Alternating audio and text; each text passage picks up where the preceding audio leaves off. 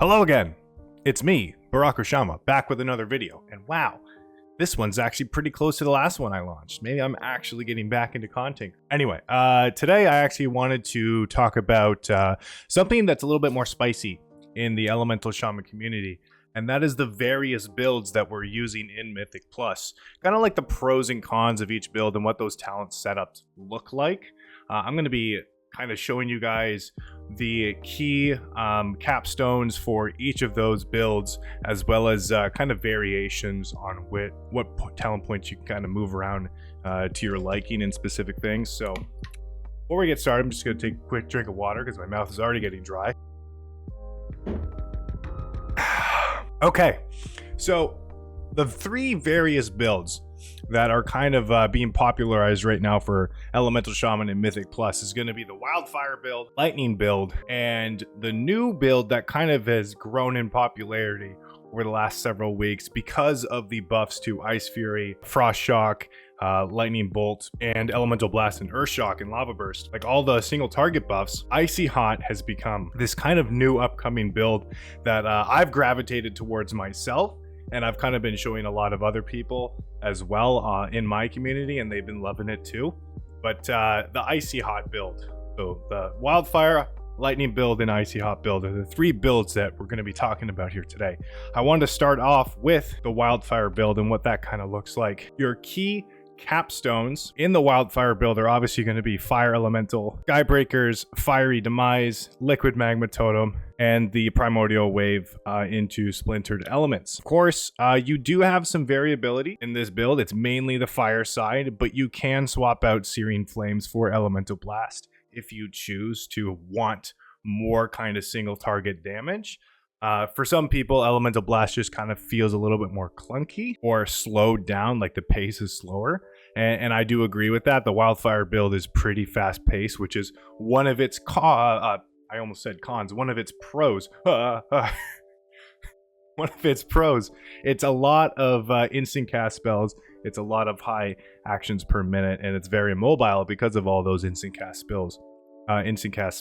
So you can choose to get rid of Searing Flames for it. I kind of like Searing Flames. It's pretty fun in AoE. You're just gaining Maelstrom constantly with 6 Flame Shocks up on targets.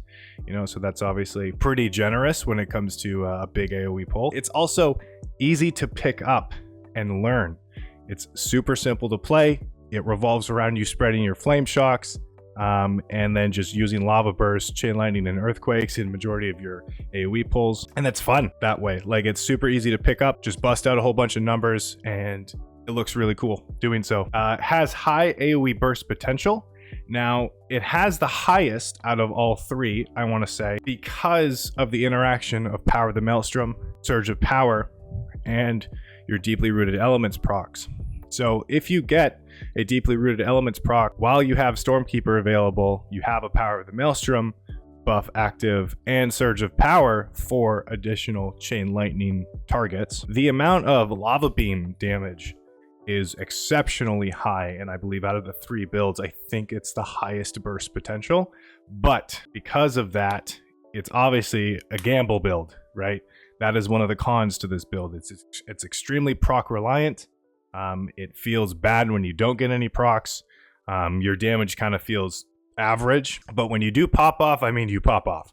So that's pretty great. It's very mobile, like I was saying. It's all the instant cast spells that we have. Again, we still have Spirit Walker's Grace, and in 10.07, we get reduced cooldown of Spirit Walker's Grace, meaning uptime, and we get movement speed. So it's extremely mobile, have all these instant cast spells, and utility abilities to keep us mobile, like Gust of Wind as well. Now, one thing I do want to say is that because a lot of our damage revolves around positional, actually the entirety of Elemental's almost big AoE damage is positionally required with just Earthquake damage. So that's going to be a con for all three of the builds. But for Wildfire, especially, Liquid Magma Totem and doubling up your Liquid Magma Totem with Totemic Recall is kind of a big part of our damage as well. So because these are positionally required, I do recommend, if you are going to be playing Wildfire build, to also pick up Totemic Surge, because you're going to be reducing the cooldown of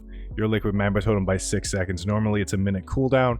You can get this down to 54 seconds. Could be coming up at a very good time in your builds. And out of the 4 talent points available, you may want to consider Totemic Focus, increasing the radius of your liquid magma totem up to 9 yards instead of 8 yards. That is a very nitpicky thing.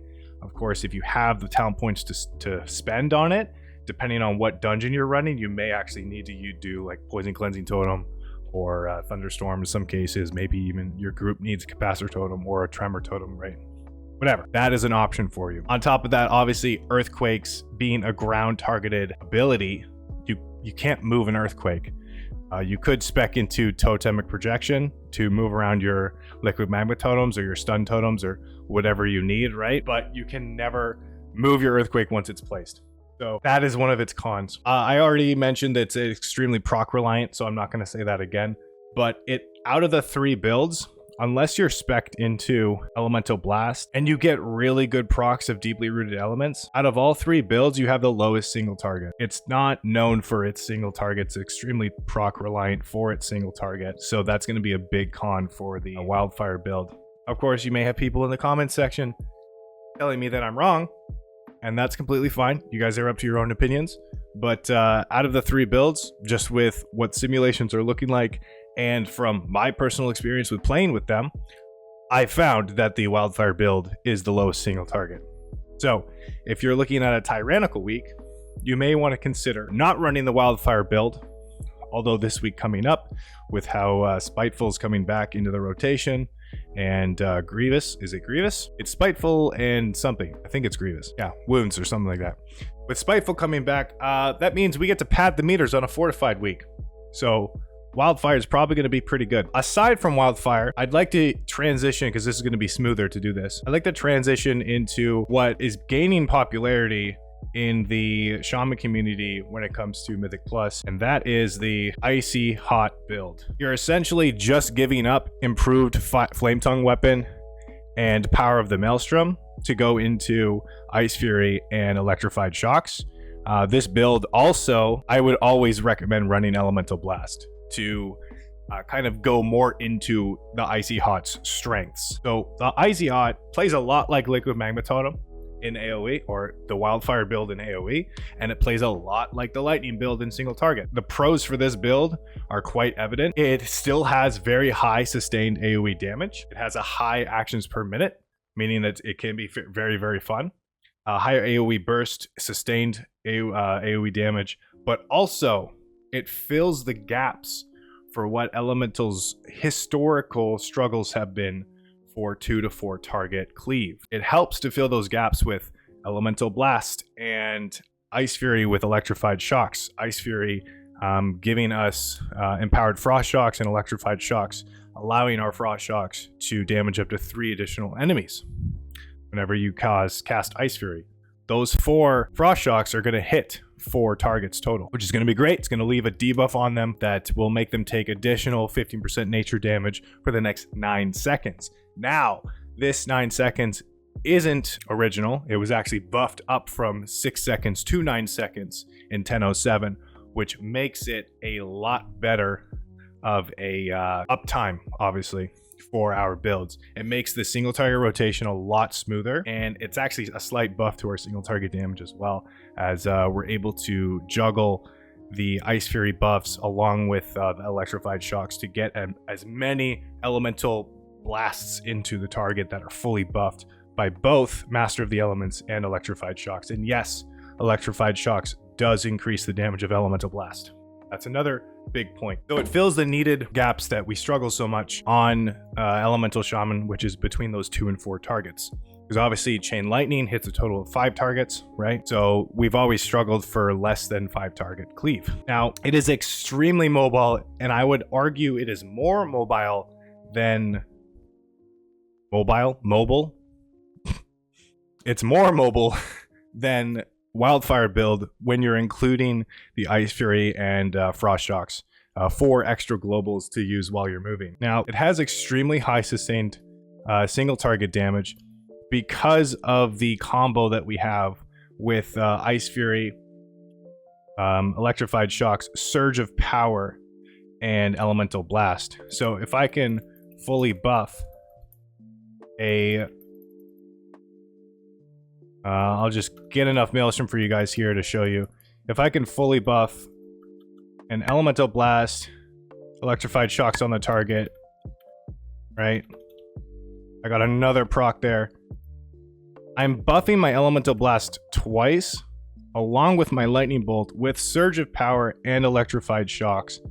Obviously, those Lightning Bolts were empowered by Stormkeeper, so there, you can kind of see the nice synergy that we have here with Surge of Power, Master of the Elements, along with Electrified Shocks, buffing Elemental Blast, and then that Electrified Shock and Surge of Power also buffing your next Lightning Bolt on the target. So your combo is going to essentially be get enough Maelstrom to Elemental Blast, use a Frost Shock to apply the Electrified Shocks debuff, Lava Burst into your Elemental Blast, and then Lightning Bolt to consume the Surge of Power buff. So this combo is easily repeatable throughout the phase or throughout the fight, and it yields a lot higher sustained single target damage than the Wildfire build. And it is the same combo that you would use with the Lightning build. So get comfortable with it, because you're probably going to be playing it if you haven't picked it up yet already. Like the Wildfire build, it also has low cooldowns for its burst windows and its CDs. Like Liquid Magma Totem down to a 54-second cooldown. Totemic Recall to also bring up another Liquid Magma Totem is 2 minutes. Fire Elemental, because we're running Skybreaker's Fiery Demise, is going to be up constantly with your 6 Flame Shocks constantly being applied to your targets. Your Primordial Wave, it's base 45-second cooldown, but with Rolling Magma, your Lava Burst and Lava Burst Overloads damage reduces the cooldown of Primordial Wave by 1 second. So this is constantly going to be up really quickly, of course. Stormkeeper is a 1-minute cooldown, and in 10.1, we're going to have even more Stormkeepers with what looks like to be our 2-set bonus for the next tier. That's going to be extremely fun. Video for that and what my thoughts are is going to be coming out, so stay tuned for that video. But it's low cooldowns on its burst, high uptime on its burst windows, so it's good. And it's less reliant actually on deeply rooted elements procs in single target as opposed to Wildfire build. It's really nice when it happens, of course, but you don't need them to do good single target damage with this build. I've done, or at least I'm able to, I guess a good example would be Croth in Algathar's Academy. I was able to sustain like 75k DPS, and I got maybe 1 proc, I think, in that time that I remember doing that fight. It's a really good sustained damage build. Cons for this build. It shares a lot of cons with Liquid Magma Totem or Wildfire build. Its positional requirement with its totems and its earthquakes, of course, because you're spamming earthquakes, it's a little bit less taxing than the Lightning build, and we'll talk about that soon. But a big con for this build is going to be button bloat. You have a lot more buttons to press. It's harder to pick up, it's harder to master, and you have to really understand how your rotation changes based off of how many mobs you're up against. So for example, right, if you have 5 or more targets, you completely ignore Ice Fury. You don't even touch it, really. It's negligible unless you have to move a whole lot in the next few seconds. Then it's probably worth casting that Ice Fury for those movement globals with Frost Shock. But other than that situation, you can pretty much ignore Ice Fury in 5 or more targets. In 4 or less targets, you're always going to be using Ice Fury, but at 4 targets, you still use Earthquake. And then at 3 or less targets, you swap out Earthquake for Elemental Blast. So you just gotta understand how your rotation changes based off how many targets. But video for these builds and how to play them is going to be coming as well.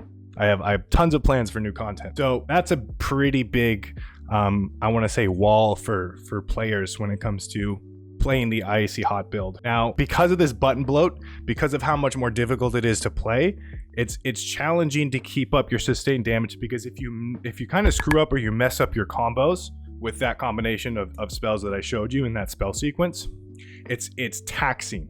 There's a big consequence to that in your single target sustained build, or in your single target sustained damage. So if you mess up the combo, you're going to notice it quite substantially in your damage. So try not to mess it up. Get really comfortable with that combination of spells, and you should be good. It's not as high AoE potential as Wildfire Build, strictly because we don't have the power of the Maelstrom or the improved Flame Tongue weapon for the increased fire damage during those big lava beam burst windows with deeply rooted elements, power of the Maelstrom, Stormkeeper, and Surge of Power combo. So it doesn't have as high AoE burst potential, but it's still noticeable. It's got most of what is damage profile for the Wildfire build. So it relies still a little bit on RNG when it comes to your AoE, and that's strictly because we are still playing most of the fire side with deeply rooted elements, right? If you don't get a proc in an AoE situation, it's not the end of the world, but it's like, shit, I'm kind of fishing for these procs. I hope they happen. So it's still kind of reliant on deeply rooted elements in AoE, but not as much. It's also in single target. Because we're not running Swelling Maelstrom, it's really easy to overcap your Maelstrom, especially when you're trying to do the Ice Fury, Electrified Shocks, Elemental Blast combo. It's very easy to overcap Maelstrom. That also means it's quite fast to build up Maelstrom. And this is also going to continue in 10.1 with our 4-set bonus currently on the horizon, where whenever we consume Stormkeeper for the next 8 seconds, we gain 100% increased Maelstrom from a variety of our different abilities, which is probably going to cause us to play Swelling Maelstrom baseline, but we'll see. Again, video on that coming. I guess another last con would be because of that button bloat, because of its easy to cap Maelstrom. It's not going to be as attractive as the Wildfire build for new players. So unless you're really into Elemental Shaman, you really want to push those high keys and you feel like, oh, if I had a little bit more single target damage, maybe I'd get invited to keys more, which is what I feel on the daily basis. The IcyHot build could be for you. So yeah, we're going to switch over to the Lightning build now, which is obviously we switch over Lightning or Storm Elemental. I come into here, I go into this guy, this guy, this guy. I think that's it. Could be wrong. I think this is the Lightning build. I'm pretty sure it is. I guess you could go into Primordial Wave. Maybe, yeah, there we go. There, Lightning build. Okay, so in this build, your cons or your pros in the Lightning build, it's very high sustained AoE damage, but also single target. It has a lot of the strengths that the IcyHot build has, except it's not as proc reliant on deeply rooted elements. And you're actually playing the Storm Elemental in this build. So you're going to be going into Primal Elementalist most of the time. In some Mythic Plus dungeons, you could argue that Liquid Magma Totem is going to have more value. Sorry, my cat is yelling at me. What is it? What is it, Tofu? Your soul is mine. Okay.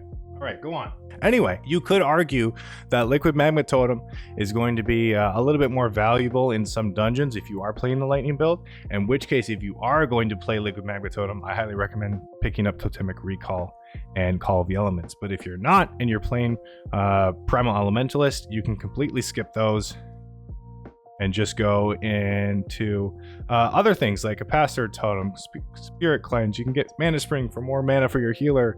You could get Stone Skin Totem if you want to knock up targets. Thunder Shock if you want to have a stun, right? It kind of frees up a little bit more talents on the Shaman side. You have a lot more options. And obviously in the Lightning build, you do have to pick up Frost Shock, just like in the IcyHot build. So don't forget that. It's a pretty big deal. But pros. So it has high sustained AoE and single target damage. It's got good funnel damage in AoE situations with both Lightning Rod and Elemental Blast, because yes, you use Elemental Blast in AoE with this build. Not a lot of people like that, but it's got good funnel damage. It's got better single target burst and sustained than Wildfire build. Of course, its single target burst or single target sustained damage is arguably a little bit better than IcyHot because of the fact that you could get Power of the Maelstrom. Of course, in IcyHot with really good procs from deeply rooted elements, you could negate that advantage from running Power of the Maelstrom because the procs are going to outweigh that. But in any case, you don't rely as heavily on procs in this build, as you just need to make sure that you're doing your rotation correctly. And the lightning based cast instead of fire, high casting speed with Storm Elemental, making it pretty fun to play actually. Once you get a fully ramped up Storm Elemental buff with Bloodlust rolling, maybe you have a priest that's giving you PI in your group, like you're going to be casting lightning bolts super fast and it's going to be cool. But aside from that, I think it has less pros than the majority of the other builds and more cons. I'll get into that. One of the cons is that it's obviously harder to play in comparison to Wildfire, I'd say, and it's less mobile. You have to hard cast a lot more abilities in order to upkeep your damage, especially in AoE, because you're running Elemental Blast in AoE situations in order to drop down those Echoes of Great Sundering empowered earthquakes. Now this leads me into another con, in that we don't spam as many earthquakes. So when you drop a fully empowered earthquake on the ground, even though you're able to generate quite a lot of Maelstrom very quickly and kind of hold on and pool Maelstrom with Swelling Maelstrom, if mobs get moved out of your earthquake that you just dropped down fairly quickly, that is a lot of Maelstrom that you dedicated towards an earthquake that is now pretty much getting wasted. So it has very high positional requirements with your ground target abilities and the majority of your damage. But the upside to that is that a lot more of your damage is actually into Chain Lightning, and because of Lightning Rod, it's a lot more into Chain Lightning than just strictly Earthquake and your fire-based spells. So it's not as bad as you would think, the damage profile. Like all of your damage isn't just into Earthquake with Echoes of Great Sundering and AoE, so it's got a decent spread. And of course, making sure that you have to swap targets constantly. When you're applying either an Elemental Blast or an Earthquake, you want to be swapping targets to apply more Lightning Rods in your AoE pulls. Also, it has a same con as IcyHot, and that is if you mess up your single target kind of ability rotation with the combo that I said earlier with Ice Fury, right, to get your electrified shocks on the target, cast a Lava Burst before you cast your Elemental Blast, right, make sure that Icy or your electrified shocks is on the target to buff the Elemental Blast, and then you use Surge of Power to on a lightning bolt afterwards, right? This can be extremely strong, especially if you have a Power of the Maelstrom buff. That's good too. But if you mess up that rotation, it also is extremely taxing on your single target sustain. So it requires a lot of really precise play, and the combination and spell sequence has to be pretty much perfect. With TEM07, like I said, Electrified Shocks debuff extended to 9 seconds. This is going to make it a lot easier. There is a little bit more room for error with this, but still, it is still kind of tight with how you want that spell sequence to go in order to get the maximum damage. That Lightning build is not my favorite build right now. Let me know in the comments what you guys think of each of these builds. I prefer the IcyHot myself. Lightning build is probably my least favorite, and then I would say the Wildfire build is my second. But IcyHot, I think, is going to be either the new one that we're probably going to stick to going into 10.1, unless our tier set just completely wants us to go directly into the Lightning side build, which I hope isn't going to be the case, but we'll see. A quick tip for you guys: if you are going to be playing either the Lightning side build or the IcyHot build, or even the Wildfire build, and you're not going to run Searing Flames and instead Elemental Blast, one tip I would recommend is always picking up Nature's Swiftness, as it's a 1-minute cooldown, okay, and it works on Elemental Blast. So Nature's Swiftness is actually really, really good because it lines up with your Stormkeeper. So in those Electrified Shock windows where you want to get an Elemental Blast as well, Nature's Swiftness actually just makes the combo a lot cleaner, and it can be cast off the GCD. So you can cast it into a Lava Burst, into an Elemental Blast within the same global cooldown, which is pretty good. And it just makes that combo a lot easier to do. So every minute you have kind of like an easier out, especially in your Stormkeeper window. I think that's quite valuable. So I recommend picking up Nature's Swiftness as a damage cooldown, just to make that rotation easier. And stay tuned for more videos. Like I mentioned, I'm going to be releasing content on how to play the 3 builds, content on the 10.1 tier set, as well as new stuff coming out for Enhancement Shaman as well. So thank you so much for watching. Let me know what you guys think of this kind of style of video in the comments section down below. Give the video a like, Subscribe for more content, and until next time, keep Shaman Maelstrom on. Bye-bye.